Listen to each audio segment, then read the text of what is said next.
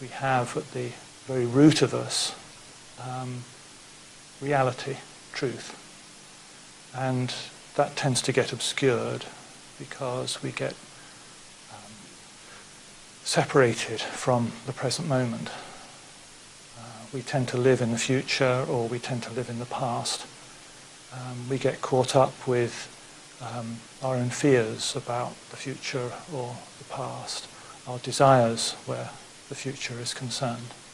And these things tend to take us away from the reality of the present moment, the willingness to simply be in our body with this mind right now, here. And when one is utterly present, there is a sufficiency to life. So what I want to try and do is basically give you a kind of a sense of both what you're going to be doing with your mind when you meditate and what you're going to be doing with your body. Both are equally important. And this is because our minds and bodies are one thing. And if you have your body in the right position, that's going to help your mind, and vice versa. In our tradition of Buddhism, and particularly in the Zen tradition of Buddhism, Zen, by the way, means meditation. We talk about Zazen. Zazen is seated meditation. And you could say that in 2 words, it's just sit. That's really all you need to know. So now go away and sit. Just do that. Just that. We talk about just sit, because what we're really doing when we're meditating is being completely here, doing just this. And when you're sitting, this is sitting. So you're just sitting. Well, of course, we have lots of thoughts and feelings and emotions that arise as we sit. And there's nothing wrong with any of them. It's very important. There aren't good thoughts, bad thoughts, good feelings, bad feelings. They're just that which arises. When we just sit, you're allowing the nature of yourself, your true nature, to just be. You're not trying to do something with it. You're not trying to make it more than it is or less than it is. So as you sit, thoughts come, you just let them come, let them go. Add nothing, take nothing away. We talk about meditation as leading to Buddha nature, our true nature. That to sit like this, to just sit, to let thoughts come, to let them go. Add nothing and take nothing away. We find out what it is that our nature really is. Who is this? One might also say, what is this that sits? Who is this that sits? And what that question is really pointing to, actually, is what is the present moment? In other words, what is it to be this person, this being, here, now, in this place, at this time? Within the sitting, within the reality of the present moment, there arises what I sometimes think of as an imperative to life, an imperative to compassion. Something wishes to live, wishes to express itself, wishes to fulfill its own nature, which is all about actually connecting with other people, being with others. It's about compassion, love, wisdom. This is something that is there, it's inherent within us. We just need to not block it. And so Zazen is about, in the beginning, it's about letting go of the blocks that tend to obscure our true nature. You know, it's so vital that people in their lives, especially today, still find time to go and sit by a river in more ways than one. In our meditation instruction we talk about that as an image of how to meditate, as an analogy of what you do. You sit by the river, and then above you there is a bridge, and there's a lot of traffic running past on the bridge or running over you on the bridge. And at any moment you can either be by the river and you're experiencing the sound of the traffic. Maybe you're even feeling the vibration of the lorries, and maybe you're smelling the car fumes. But you are still by the river and you know the river. But at any moment you have that choice. You can leave the river, scramble up the bank, get up onto the bridge and hitch a ride in one of those cars, thoughts, feelings, perceptions, one of one's habits of mind that keeps running through, and be off down the road very quickly. Zazen is a way in which we can really answer the question, what is this? Okay. What is the present moment? What is my true nature? And this true nature we refer to as Buddha nature. Buddha nature is called Buddha nature because it is the same nature as the Buddha's enlightenment. You could say that what the Buddha discovered, in inverted commas, was the present moment. Well, the present moment is not something we're lacking. It's not something missing. So we say that actually you are enlightened right from the beginning. There's nothing to gain, nothing to acquire, but we've kind of got confused. We've got separated, as it were, from our basic enlightenment, our own Buddha nature.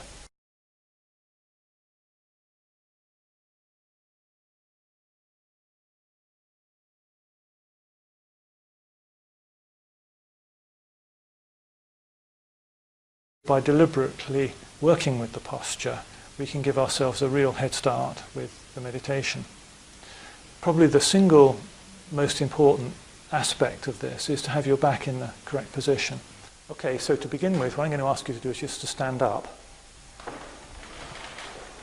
And what we're going to do is, if you can just spread out a little bit, so you've got a little bit more space between each other. Okay, now, just very gently, if you move your hands into the small of your back, so that you can feel this up and down, how your back is in this position. There's a slight inward curve in the small of the back. Okay, and it begins down here in the coccyx area, goes in and then comes out, swelling out up towards the shoulders. Now remember how this feels, because when we sit down, that's how your back wants to be when you're sitting. Okay? So if you like, now just like to sit on the chair, but instead of sitting right back in the chair, if you sit so that you're sitting, the base of your spine is kind of roughly in the middle of the chair. Okay? And then what's helpful is if just for a moment, if you sit on your hands.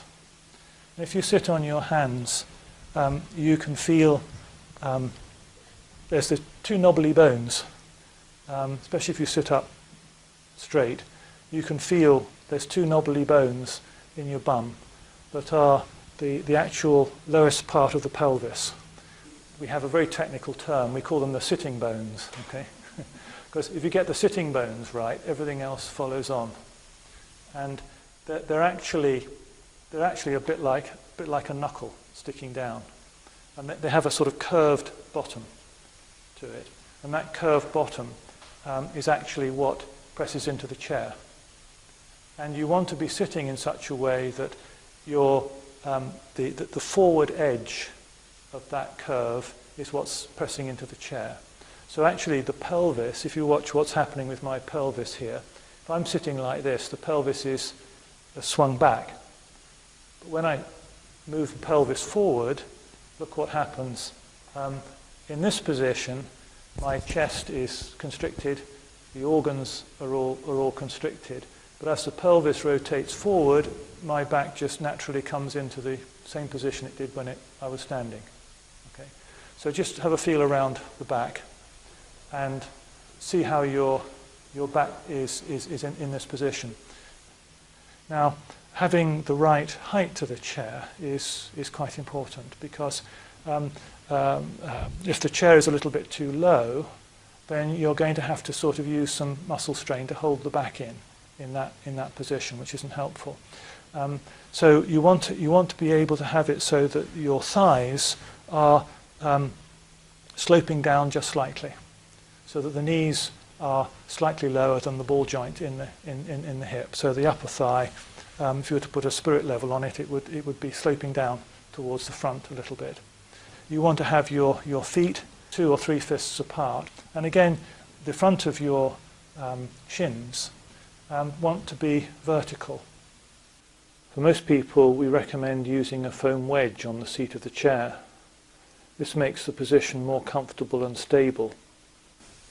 And now, the correct hand position is to put your left hand on top of the right hand and touch the thumbs together like this. And if you're left-handed, it's the right hand on top. So it's whichever is the more passive hand is on top, and the active hand is underneath. Okay. So left over right, if you're right-handed, and then the thumbs touch gently, like this. And you want to have it so that if the thumbs were, if you imagine you were just holding a small piece of paper, that the thumbs touch just enough that you could hold that piece of paper without it slipping. So just very gently together. Don't press the thumbs together, otherwise you create unnecessary tension. They're just resting together. If you start to doze off in meditation, you'll find that your thumbs tend to droop. Okay, so that's a warning sign. And if you look at the shape my hands are making, then you look up there above the altar, and you see that there's a golden jewel-like thing in the lotus. That's the jewel of enlightenment. Okay, and it's rather similar shape to this, and that's because you hold the jewel in your own hands. Right? Now, for some people, you'll need some sort of support in this position. Everyone has differently proportioned body, and what's sometimes necessary is you have a cushion or a piece of material under your hands to stop your hands sliding away. Your head and shoulders just as when you were standing. Keep your eyes open but lowered, looking down at roughly 45 degrees. You want to have your head in the right position. And a good way to picture that is if you imagine that there's a thread at the top of your head here. And so that instead of kind of sitting with the chin forward, if this thread, this imaginary thread, pulled you up just slightly, then the chin tucks in a little bit. And with the eyes lowered as well, that gives you the right orientation for the head. Keep your mouth closed and let your tongue rest naturally behind your top teeth. There's hundreds of different kinds of meditations, and some of them use methods of controlling the breathing. Well, actually, we know how to breathe. Right? So just trust your own body and just breathe naturally. What you find you tend to end up breathing from down here, and that's where it needs to end up. But if you find that you are breathing from more here, just notice that that's how it is, and just carry on with the sitting. I think you'll find that gradually things just relax of themselves, and you tend to end up just breathing from down here very quietly. And if you sit like this, there's something really present, really grounded. One of my favourite phrases is you sit like a mountain. There's something, got a very solid base, it's part of the earth, part of the world, very solid, very present, and yet there's an energy to it. Well, we usually start off showing people how to sit on a chair, because chairs are everywhere, and also you can sit, everyone can sit, well, pretty well everyone can sit in that way. It's always a good idea to sit on when you're sitting on the floor, to have we call this a zabuton, or a meditation mat. And moving from the chair, if you can sit in this sort of position with a meditation bench, this is probably preferable to being on a chair. This is one of the most useful devices for meditation. I think probably the majority of people can sit comfortably on this. You sit on it in a kneeling position, and then the bench covers your feet, your ankles are through the back here. And again, we have the sloping top that enables the pelvis to go forward. The feet here need to be sufficiently high so that you have clearance underneath for your ankles. Ideally the feet are just touching and the knees can be together or apart as you find comfortable. And one of the things to watch with meditation benches is they're not too high. If they're over about 6 inches, 8 inches high here, the effect can be that it throws the lumbar curve into too big of a curve, and that can be a problem because it strains the back. One of the things that people sometimes find on meditation benches, and sometimes sitting cross-legged as well, is that you tend to get this effect that your hands tend to slide away from you. And in a case like that, using a hand cushion, something like this, which just sits in your lap there, and then your hands can relax. And that leads us on to sitting on a cushion, which involves sitting in one of the cross-legged positions. And this is the traditional meditation position. All the Buddha statues you tend to see, or most of them anyway, are in a cross-legged position. And most Westerners' proportions are slightly different. And for a lot of people, particularly like me, being 6'3" and having quite long legs, sitting cross-legged is actually more difficult. And I used to sit cross-legged, but I found that after a few years I lifted my knees in. So I do warn people to take care. This monk is sitting in what we call the Burmese position, which is one leg in front of the other. As you see, he's got one heel on the floor, one leg on the floor, and the other is tucked a bit more underneath. Next position is what we call the half lotus position, where one foot is placed on the opposite thigh. Either foot can be placed on the opposite thigh. You can sit either way round, and it's a good idea in all of the cross-legged positions not to always sit just one way with just one leg up and always the same leg up, but to vary it. Not necessarily every time, but don't always sit just one way, because you can give yourself a bit of a twist to the spine if you do that long term. This is a zafu, or meditation cushion, and this is what you use when you're going to sit cross-legged. And it's used on top of a flat cushion, flat mat, meditation mat or zabuton. And when you sit on the zafu, you need to have your sitting bones near the front of the cushion. And when you do that and your weight presses down, the cushion tips forward slightly. And that gives you the forward slope that helps the pelvis to rotate forwards. Having your sitting bones near the front means that the underside of your thighs will be free from the cushion, so the cushion won't be pressing into the underside of the thigh and cutting off your circulation. And you then have your both knees on the ground, which is quite important, so that you're stable. And then this forms a stable tripod of the sitting bones and both knees, which form a triangle. Some people can sit very comfortably cross-legged, and after a little bit of getting used to the position, it can work very well for you. And I encourage people, if you can do it, to sit that way, because that is the traditional way, and it's traditional because it works jolly well. But I would stress again, don't push it. That if you're sitting cross-legged, just sit for a short time, and if you start to get a lot of pain, then move and change to a bench or move to a chair. And during meditation periods, there's no problem in just moving to change your position from one position to another. It's much more sensible to do that than doing yourself a mischief, which you can do. Meditation periods are usually anything from 20 minutes to 40 minutes long in the monastery or in a temple. When you're sitting on your own, you can sit for whatever time seems good. And if you're going to sit for a longer period of time, and a good way to do that is to break up the sitting with some walking meditation in between. You first of all want to stand with your arms by your sides, and with your knees just slightly bent. And then you bring your hands together in the gesture of what's known as shashu.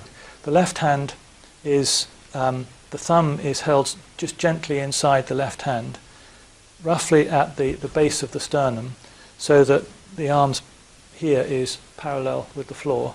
then the right hand covers it like this with the thumb on top. And the arms are parallel with the floor, and the fist that is formed is slightly away from the chest wall. This is quite a strong position. It expresses the energy and vigor of meditation, but without tension. And you take small steps so that each step is about half a foot or a foot long. Just walk slowly, carefully, mindfully, bringing your mind back to just the act of walking. And as with the sitting, you just sit, so with the walking, you just walk.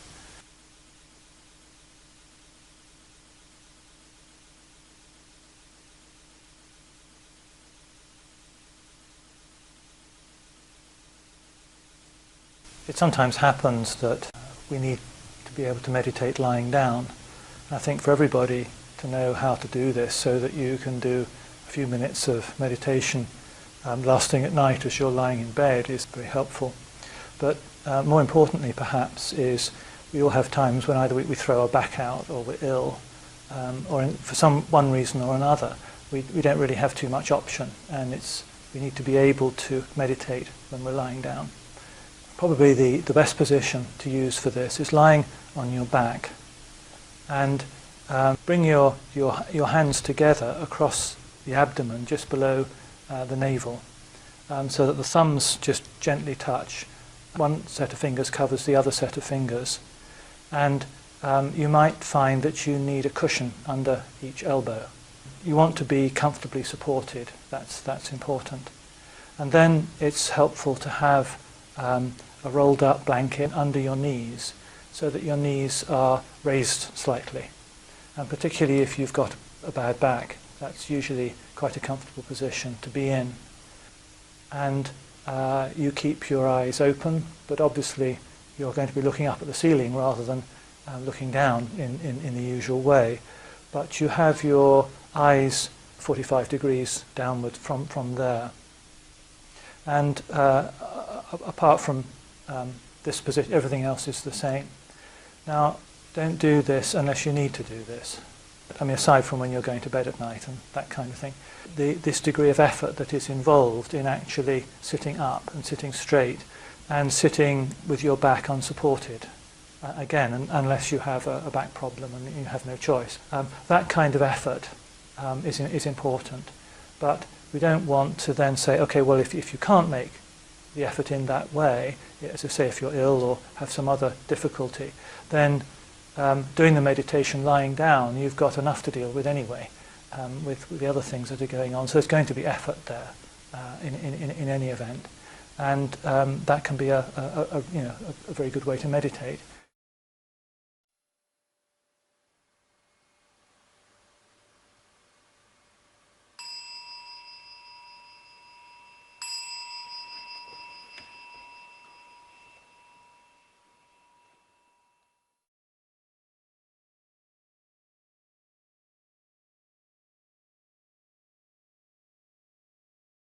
What happens is that you sit there in meditation, a thought will arise, maybe a thought about how long's the meditation period going to be, or what's happening tomorrow, or something that happened on your way here.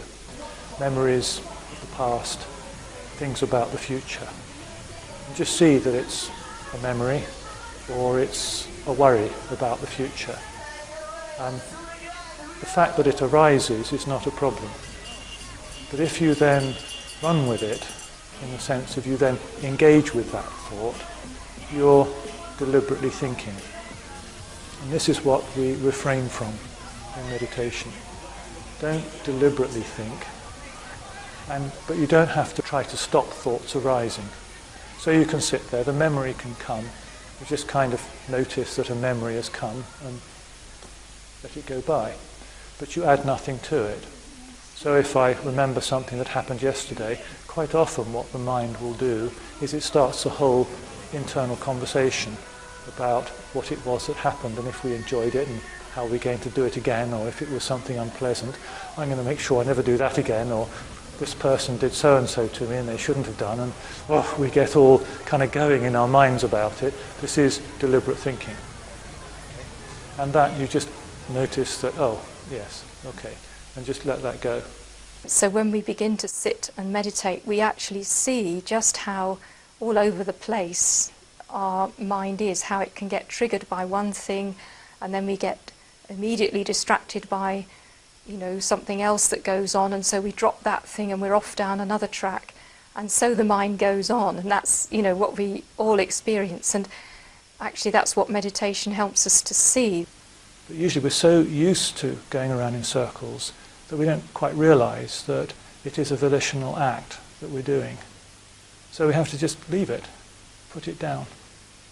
And that can seem actually quite difficult. It can actually sometimes even seem impossible. For instance, if when you're worried by something and the replay of what might happen keeps going around in your mind, well, that is deliberate thought, that is volitional thought. You actually don't have to do that. But to put it down, you have to just be with your fear.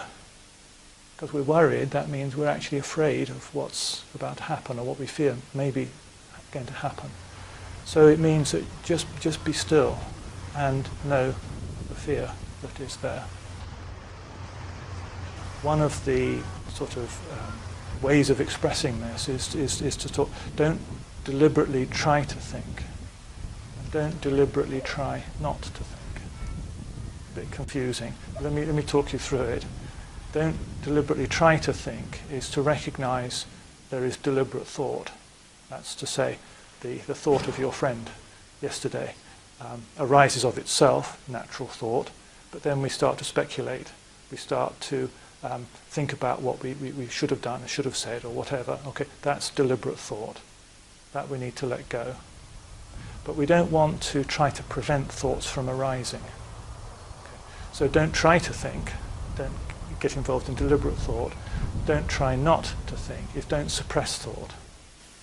And we're talking here about the true nature, which is things as they are, not things as we think they should be. So if I'm angry, I'm angry. So be angry.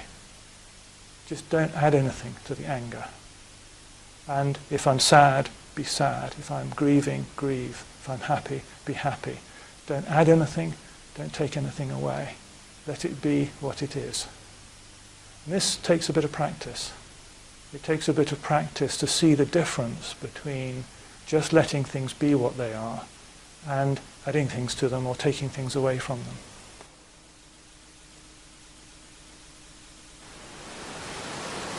It can be quite obvious when we consider anger, because something happens, some event takes place, we feel anger arise within us.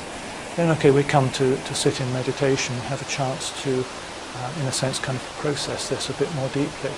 And the memory of the event replays in our minds. And we find that what happens is we start to justify ourselves, or we start to condemn the other. But they shouldn't have done this, that was wrong, that was bad. When I see them again, I'm going to tell them this, that and the other. And we start to have a whole dialogue going on with ourselves. We're talking to ourselves, basically, in our own minds. This is volitional activity. Okay? And what that actually does is that it actually continues the anger. The thought and the feeling, the emotion of anger, they're not actually two different things. One is a continuum of the other. So by continuing the thought, we're also continuing the anger. So if we say, okay, I don't have to do this. I can just let this dialogue with myself come to an end. And you have to just stop. There's no two ways about it. You see you're doing it, it's not helpful, so stop. What will often happen on the physical level is that actually we start to fidget. We scratch a little itch there, and having scratched one itch there, there's almost immediately there's another itch somewhere else, and then we want to kind of move a little bit and shuffle our feet and so on. And so throughout the sitting period, there's constant movement, actually fidgeting. And if you notice yourself fidgeting, then just okay, commit yourself to sitting still. So it's like each thing has the teaching. Each thing shows us the nature of truth, the truth of this moment, what this is, what our own mind is, the way suffering is created within our own minds, and therefore actually how suffering can be released within our own minds. The suffering itself contains the very teaching that we need in order to release it, provided we actually can just be still with it.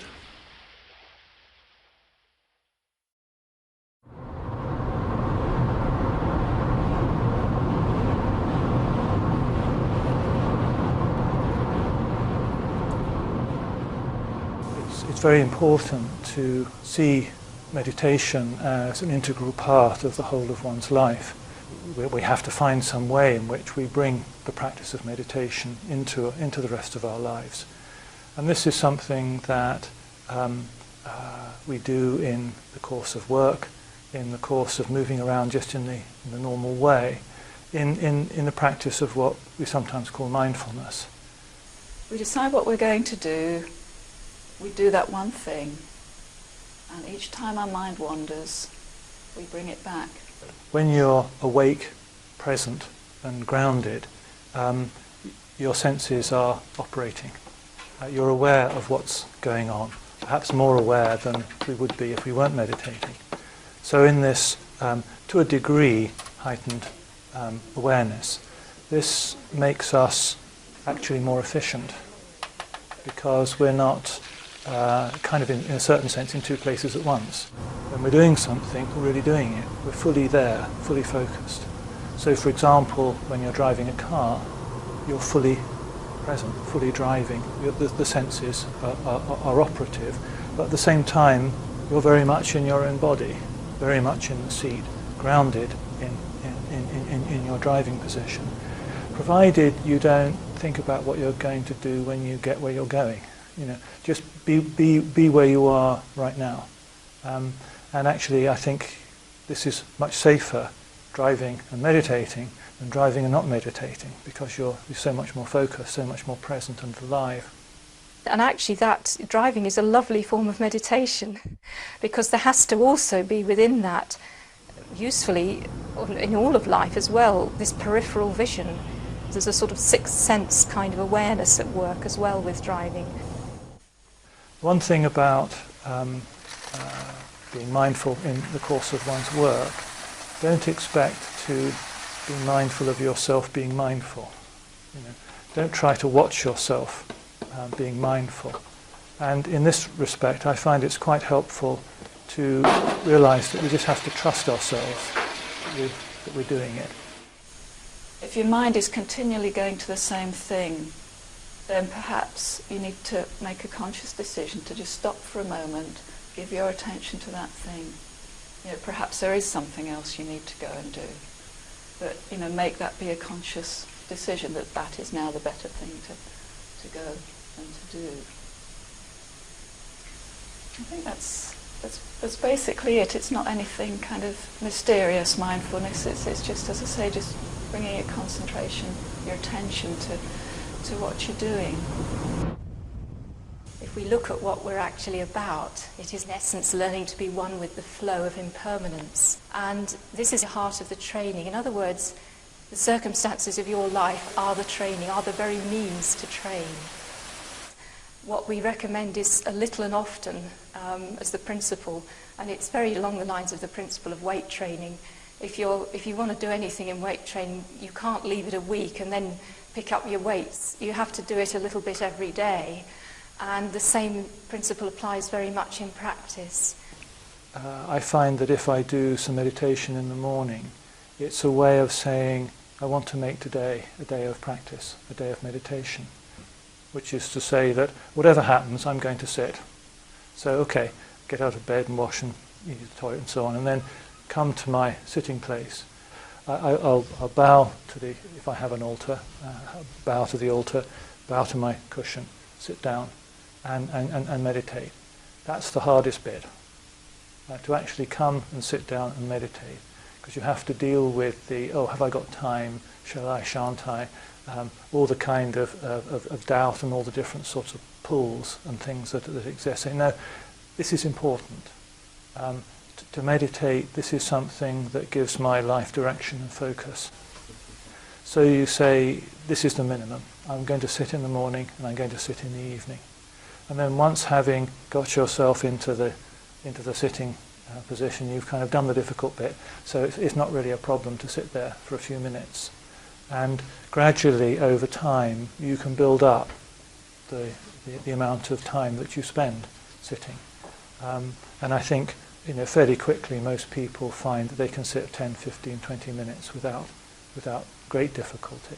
And this is, again, like your whole day is bracketed by meditation. And by doing that, it becomes easier to develop the practice of mindfulness, the practice of being centered throughout the rest of the day. And I think for everyone, this is something that we have ups and downs with this, in that sometimes it's the meditation feels wonderful, and we're drawn to it, and in a sense it seems so easy and so obvious. And at other times it's like wading through syrup. It's quite difficult.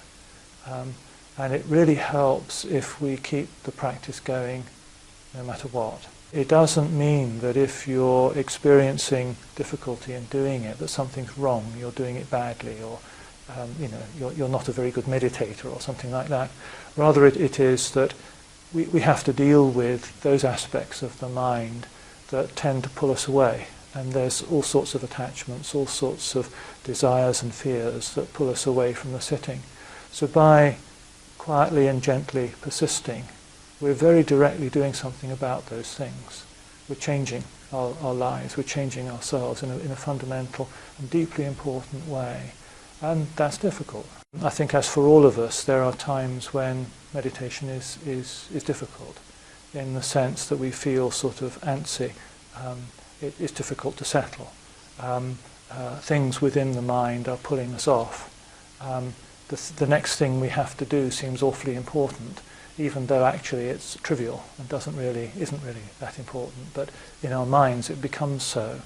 And that's because it can be difficult to face ourselves. And I find that what really helps this is coming back to a sense of, when I feel those pulls, when I feel fidgety and antsy, is to say, what's my purpose?